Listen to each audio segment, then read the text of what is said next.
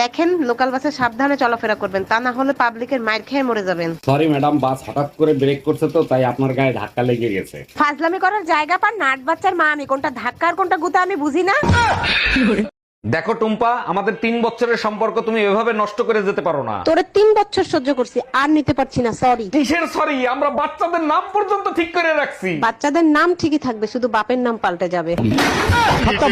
হ্যাঁ রে, তুই এখনো ফোন ঘাটছিস? তোর লজ্জা করে না? আর কদিন পর তোর বাচ্চা হবে, তুই কোন মুখে নিজের বাচ্চাদেরকে বলবি যে ফোন রেখে পড়তে বস? আচ্ছা ভাবি, মাঝরাতে টিভির সাউন্ড বাড়ায় দিয়ে টিভি দেখা কি খুব জরুরি? ভাইজান, আমি তো টিভির সাউন্ড বাড়াই না, আপনার ভাই বাড়ায় দেয়, আমি কি করব বলেন? আরে ভাবি, আমি জানতে চাচ্ছি কেন সাউন্ড বাড়ানো হয়। অবলার উপর তবলা বাজায়, তাই টিভির সাউন্ড বাড়ায় দেয়।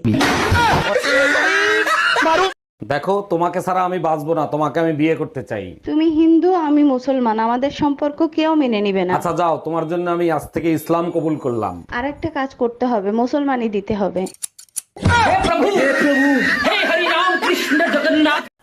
আরে আপনাকে তো বললাম আমার লাগবে না, আপনি রেখে দিন। দ্বিতীয়বার এক কথা আর বলবেন না তো, ফোনটা রাখুন।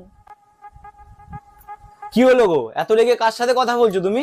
আরে আর বলো না, আমার 2 কোটি টাকার লটারি লেগেছিল। আরে বাহ, এ তো দারুণ খবর।